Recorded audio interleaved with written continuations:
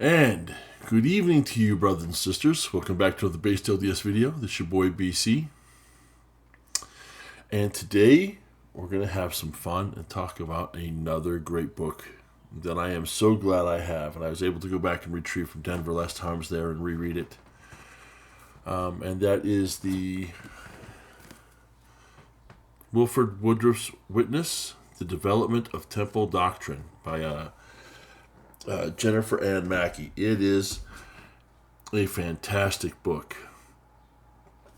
But before we get started, brothers and sisters,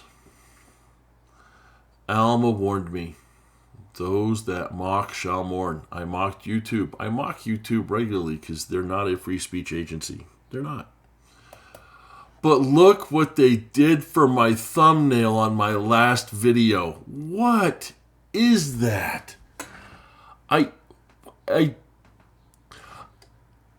This is proof I need to start creating my own thumbnails. I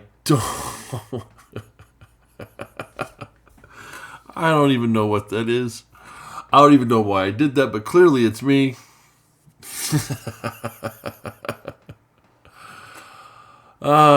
So anyway, back to the book.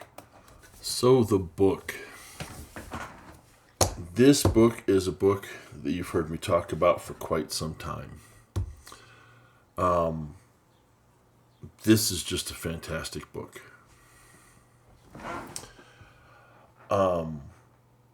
Let me say this. I know I get I still somehow, for some reason, get a lot of responses to the video I did to Mormon Rescue and the changes to the endowment. And I know even a guy, Uncorrelated Mormon, replied, and he's like, oh, the more they change, you see it never changed. And I'm going to have to go back and watch my video because I don't think I say that nothing changes, but I do think I say that maybe some things, maybe the principles don't change or something. I'm just look to see what I said to see what he's got. But we do have questions over how the temple develops. There are questions over why do we do certain things, how it differed from what was done before, from say 100 years ago. There's a lot made over the changes. Some of the oaths we used to say in the temple. And I'm going to say this. If you're looking to find out, this is what was done in the temple in 1860, in the endowment house in 1850 something or 1860 something. Or this was done in the St. George Temple in 1870. Or this was done in the Salt Lake Temple in 19... You're not going to get that. You're not going to get that. What you get is Wilford Woodruff's, President Woodruff's testimony of the work and his account of how the doctrine changed and his testimony as to the necessity and vitality of those changes. And to me, this was eye-opening. And they really do. They cover everything. They cover everything you want to know about the temple. From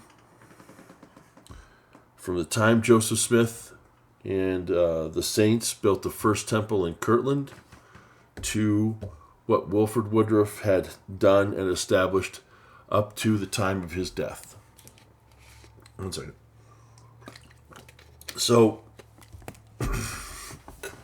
let's please understand, this is not a one-stop shop answer and catch-all. But if you're looking to understand why things changed or how they changed, why it was necessary, this might be a great help and an aid to you.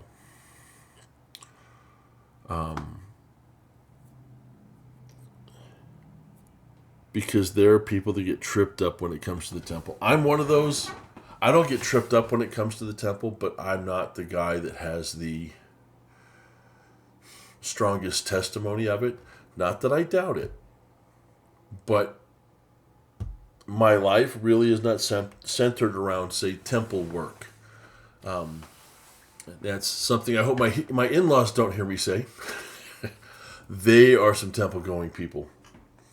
They have a true love and appreciation for the temple that I don't have.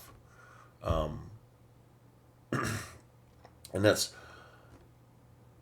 something I'm trying to change. That's something I'm trying to instill in myself. Because I know my wife misses the temple. We don't live 45 minutes from it anymore. Now if we're going to go to the temple, it's an all-day thing. So it's a little bit hard, a little bit more sacrifice, and that makes it more meaningful to her. So I'm doing everything I can to make sure that she can get to the temple as frequently as possible. But I want to make it clear, because Mormon Rescue, Uncorrelated Mormon, I went back and watched a video he did, and I'm going to do a reply to it. He did 2 videos, one on the temple endowment in 1896, and one on the temple recommend as a gatekeeper to heaven or something like that. I forget what he called it. And I'm going to say this, Uncorrelated Mormon does his research. He comes well informed. It's good stuff. It's good stuff. But nothing he says changes my mind or causes me any serious reflection upon the work taking place in the temple and the changes. And I say that because any thought that any revelation, be it the temple or anything else, is the final word on a subject is ridiculous. We are a true and living church. That's what we often testify to in our meetings, right? This is the only true and living church, and this is the only true and living. And I think in our culture we've gotten into a habit of saying that we're a true and living, and we don't think about what those mean. And just very quickly, you have to have change to be living. You have to have growth. You have to have progress. And there's nothing that has been said about the temple or anything else that is permanent, never going to change, and is said, done, and fixed. Was it Isaiah? Here a little, there a little, precept upon precept, line upon line. Okay, I've got that backwards, but you know what I mean. Line upon line, precept upon precept, here a little, there a little. The revelation comes in pieces. It comes as we grow, as we prove we're able to handle it. I have no problem with the temple endowments, initiatories, baptisms, sealings changing with time. And these are changes the brethren expected to happen from the get-go. I want to read a couple of segments from this book.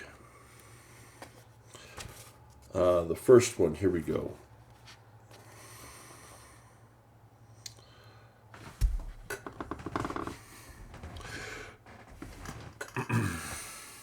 One second. Sorry, I keep messing with my camera. Trying to make adjustments. All right, here's what from the book. Previously, Wilford had stated that he was confident that they would be more fully instructed. Hold on just a second. Let me get some light here. I really need a better setup, don't I? All right, here we go. I hate the light behind me. It gets so funky. Previously, Wilford had stated he was confident that they would be more fully instructed by those in the spirit world, including Joseph Smith, and that the answers to their questions would come as need arose. The questions being the saints, the people leading the church, doing temple work, and refining the ceremonies. As the saints faced He was not only comfortable with the idea of continuing revelation, he counted on it. As the saints faced new situations and changing circumstances, the detailed instructions they were given by revelation followed accordingly. In Wilford's mind, the fact that over the years the presentation of the eternal principles had changed, whether that is defined as refined, modified, or updated, did not change the principles themselves. As a comparison, he pointed out that Christ's atonement ended the practice of animal sacrifice, but did not change the law of sacrifice or the laws of justice and mercy. The eternal principle in that case was simply taught in a different manner. The sacrifice required by God's children changed from the firstlings of the flock to a broken heart and contrite spirit.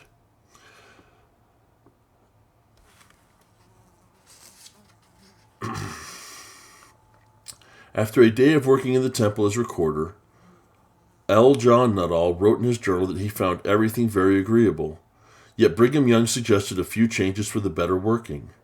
Those who had received their endowments under Joseph Smith not only recognized the modifications to the ceremonies, but accepted them as inspired improvements to the manner of instruction. Wilford testified of the continuity of the endowment from the principles received to Joseph in Nauvoo to the inspired administration of the ordinances under Brigham's direction in St. George. Quote, I bear record to this congregation that Joseph Smith first made known to me the very ordinances which we give to the Latter-day Saints in our endowments. I received my endowments under the direction of Joseph Smith.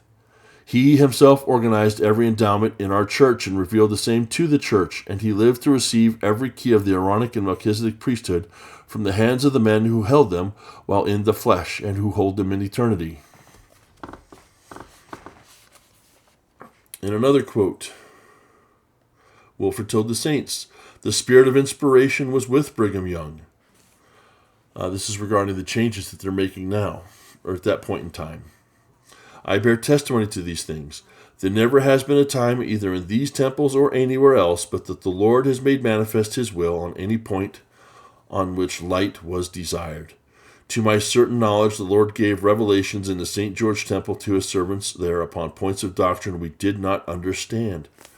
President Young was there. I was there. Brother McAllister's and others labored there, and we knew these things. And then on March 21st, when the endowment ceremony was completed, when the writing of the endowment ceremony was completed, Brigham Young said, now you have before you an ensample to carry on the endowments in all the temples until the coming of the Son of Man.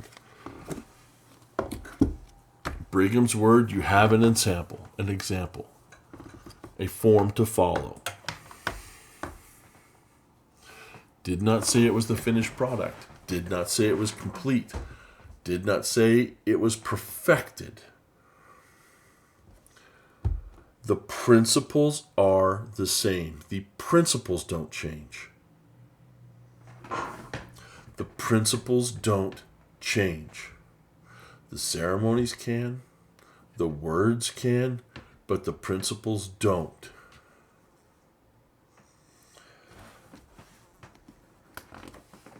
And then let me read one last little piece to you, and then we'll talk more about the book itself. No, you know what? We're not going to do that. See if I remember. So this book, I'll finish with that quote, with that reading. But this book is a big book. It's a beefy book. Well, beefy for nowadays. 441 pages. 441 pages. This book details Wilford Woodruff's life, his testimony, and the growth of the temple. However, the prose version of the book is only 303 pages. 138 pages. Notes, detailed notes, chapter by chapter, a breakdown.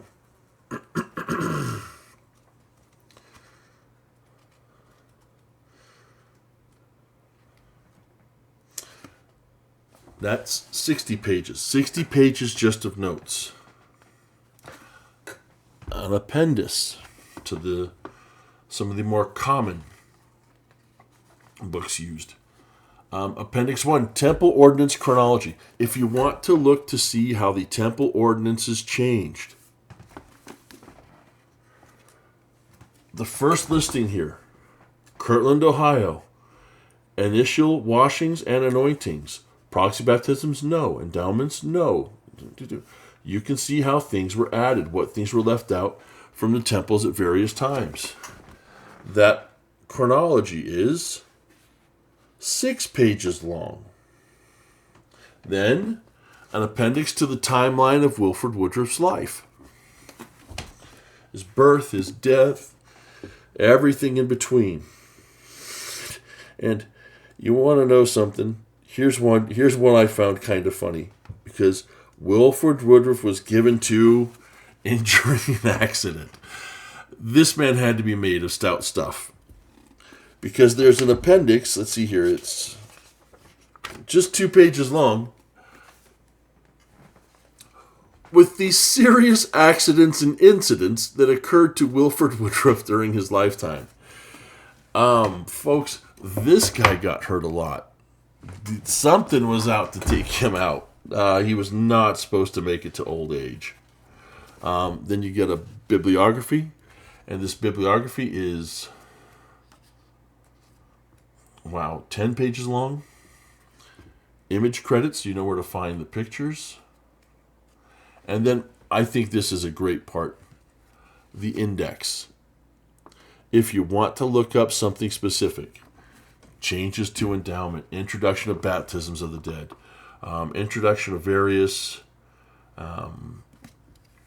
ordinances, what he has to say on the administration of angels, anointings, second anointings, adoption, various people.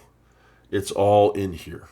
All in here. You can look everything up. It's a fantastic reference and resource guide. A fantastic reference and resource guide. This book will probably end up being one of the better books I will have read, just for what it offers in better understanding the temple and seeing its growth. And you're going to understand how the church grew and how revelation works in policy, in practice, and in doctrine. Because, brothers and sisters, there are some things we take for granted. There are some things we just take for granted, and we think if it is this way now, it was this way when Joseph Smith started the church.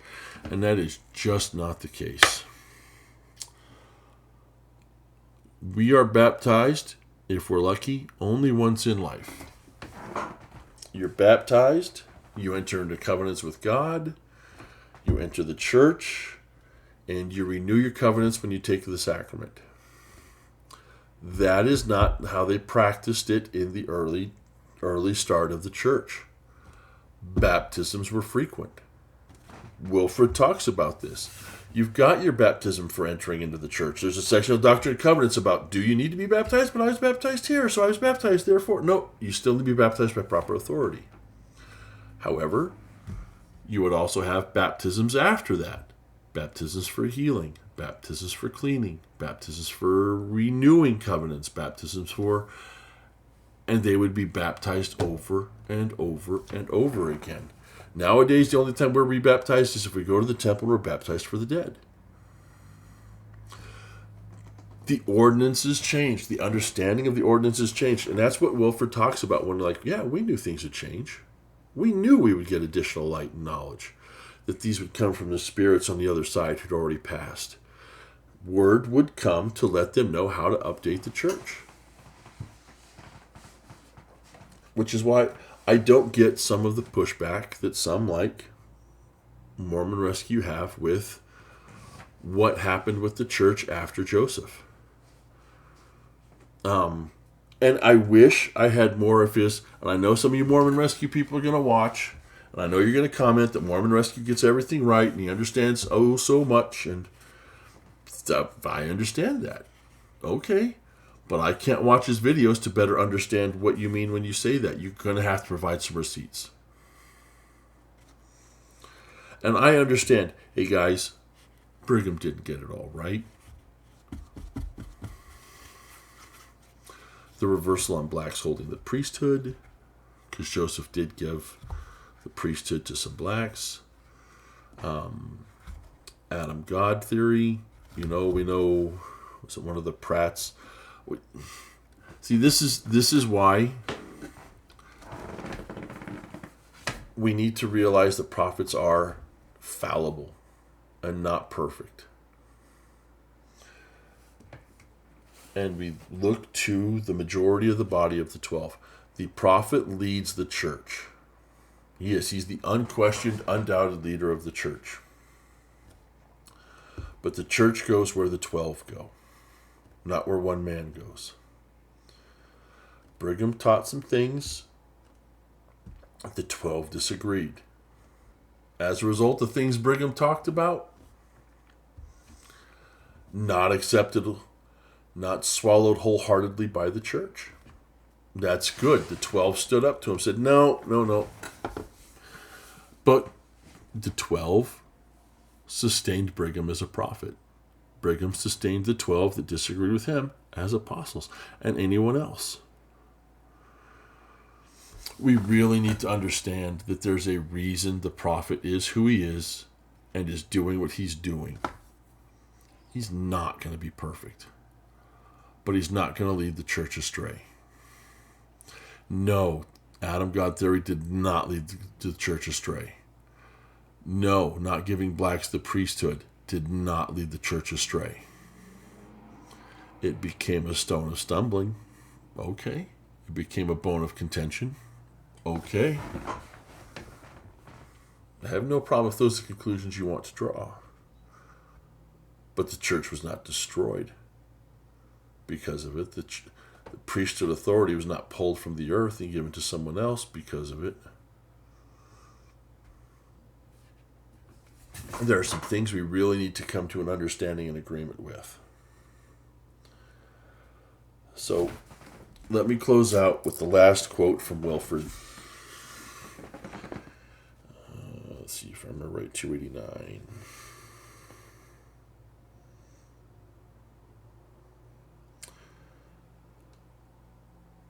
Here we go. There's a couple quotes here. And this is to set it up. Throughout the history of the church, whenever changes occurred in the temple ordinances or the church organization, some questioned why these things were not perfected in the beginning. To those who wondered, and those who still wonder, that's you, Mormon Rescue, Uncorrelated Mormon, among others, I will give unto the children of men line upon line, precept upon precept, here a little and there a little. Blessed are those who hearken unto my precepts, and lend an ear unto my counsel, for they shall learn wisdom. For unto him that receiveth I will give more, and from them that shall say, We have enough, from them shall be taken away even that which they have. In Wilford's May 1894 address, he made it clear that God would continue to guide the work of the church, particularly in relation to the temples. Quote, I want to say, as the president of the Church of Jesus Christ of Latter-day Saints, that we should now go on in progress. We have not gotten through with revelation. We have not gotten through with the work of God. But at this period we want to go on and fulfill this commandment of God given through Malachi, that the Lord should send Elijah the prophet. Wilford explained that although Brigham Young accomplished all that God required at his hands, he did not receive all the revelations that belonged to this work. Neither did John Taylor, nor had Wilford as prophet. Wilford then concluded, there will be no, quote, there will be no end to this work until it is perfected.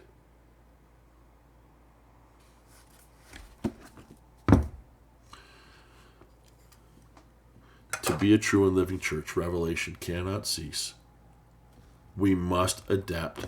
We must learn change. We must learn that things will be given according to the hour of need. Those that listen and hearken will be blessed. Those that don't will in some way or fashion be cut off to a degree or completely. That's all there is to that.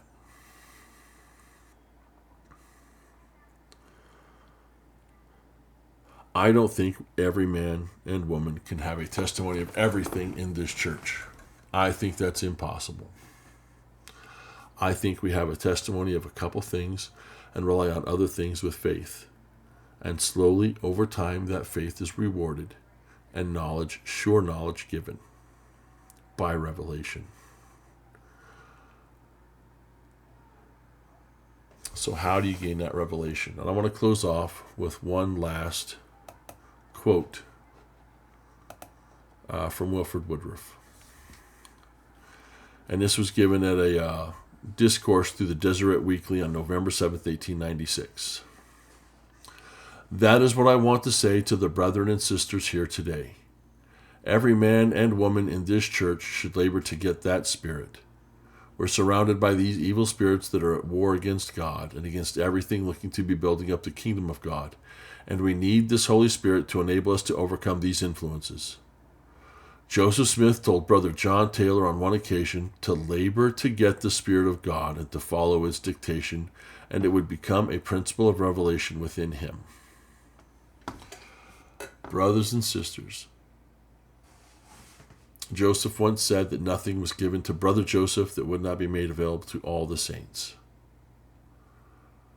But Joseph, Brigham, President Taylor, President Woodruff, and the successive prophets and apostles, and various other people have paid a price to have this spirit of revelation with them at all times. Are we laboring to get the Spirit of God? Are we laboring to be led? Brothers and sisters, labor is work. It is effort. What are you doing to bless yourselves and your families? What are you doing to teach your children to continue to work for the Spirit of the Lord to be with them? The Spirit of God. There's a difference. And are we willing to follow its dictation? I know there's a lot said about the infallibility of prophets, and do we follow this or do we follow that, especially when it came to the jibby jab, when the Chinese sniffles ran amok, right?